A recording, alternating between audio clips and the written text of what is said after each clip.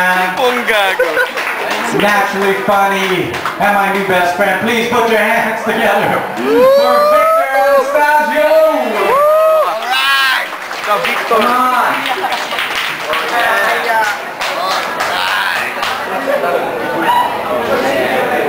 Victor Anastasio, come on! Good evening, thank you for coming to Magnet. You must be made of metal. So when I was young, they taught us idioms in school. Do you know the idiom, bring home the bacon? Like Yes! when your parents are working, for example. My dad is a stand-up comedian and he brings home the bacon. So I recited, Sir, my dad is a doctor, circumcises children and brings home the bacon. There. My parents have a very good relationship, but I'm actually scared of marriage. Hindi yung kasal, wedding stage, kasi masarap pa yun eh. Pag gabi may honeymoon, pag umaga may honey star. Ang kinakatakot ko lang is marriage down the road. Actually, nagka-experience ako ng marriage down the road. Kasi sumabay ako sa parents ng kaibigan ko pupuntang Batangas. Taekwondo team din sila. Crazy people! Sumabay ako sa parents ko, tapos sabi nung mami ng isang tao, ang ganda dito sa Star Tollway, no? Parang peaceful ang buhay, serene. Gusto kong tumira dito. Tapos sabi nung husband, ay mali, hindi ko rin nagtara yung nanay.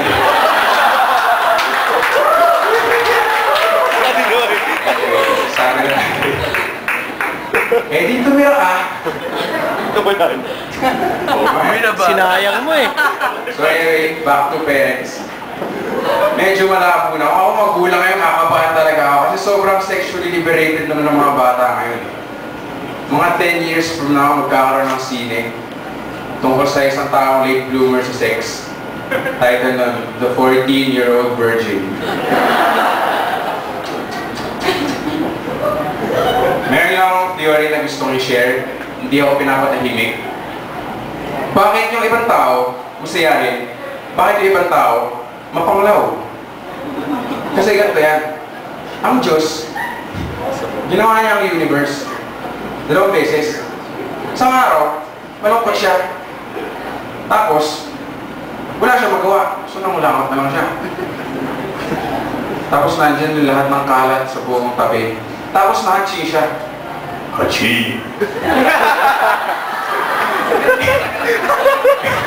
Eh dahil Diyos siya, pumachi siya, meron siyang breath of life. So nabuhay tayo lahat. Makulakot. Tapos inisip niya, oh well, no use crying over spilled milk. So ang tinawag niya, Milky Way. So beses naman, bumasok din ng universe, dahil Diyos siya kaya. Masaya siya. So, linagay niya lahat ng masasayang bagay. Mga pagkain sa Magnet Cafe, mga audience ng stand-up comedy na mababait. Diba, yun. Tapos, binuhay niya tayo. Tapos dahil yung ginawa yung universe, land flowing with milk and honey, pinangalan niya Milky Way. Ngayon, naisip ni God, paano kaya itatransmit yung universe sa mga tao? Milky Way, Milky Way. So, linigay niya yung dalawang universe, isang masama, isang mabuti, sa susulang nanay natin. Milky Way. Thank you. Sa left breast, pag uminom ka doon, lagi kang galit. Sa right breast, lagi kang masaya. Nako. So sa right breast, uminom sina Chris Aquino at Ronald McDonald. Sa left breast, uminom si Hitler at si Chucky Manyo. Ah! Boo! Boo! May isa pa akong theory. Pinanak tayo, colorless ang labi natin.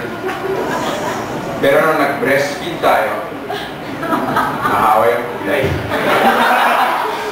Tapos, parang akong naisip, Bakit pag inasal natin yung mga kaibigan natin, tinatawag natin yung chicken?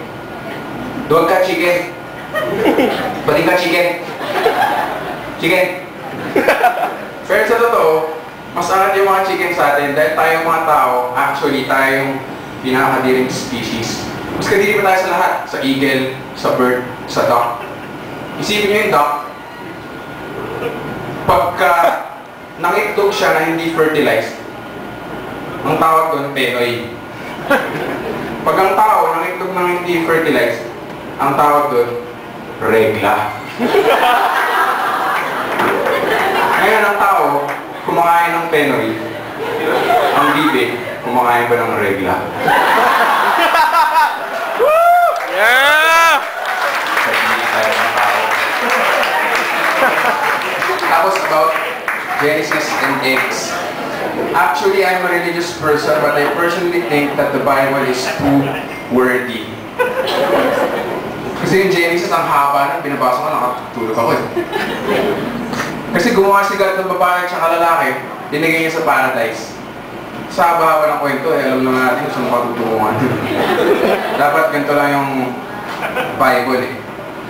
God made Adam and Eve. She was God's will, waiting to be done. And he was God's kingdom, ready to come. But if the kingdom does come, alam ko na kung sino yung mga unang pupunta sa impyerno eh. Yung mga taxi driver, construction worker, mga kargador, yan. Kasi ano ba yung first commandment natin? Any volunteers? First commandment? Ang first commandment natin, thou shalt not have other gods besides me. Eh yung mga construction worker, dahil siguro sa hirap ng buhay, ayaw na nilang sumamba sa Diyos. Ayaw na namin yung Diyos. Kaya ito, pupunta kami sa tindahan, bibili na kami ng extra Diyos. Thank you, that's my set. Yeah!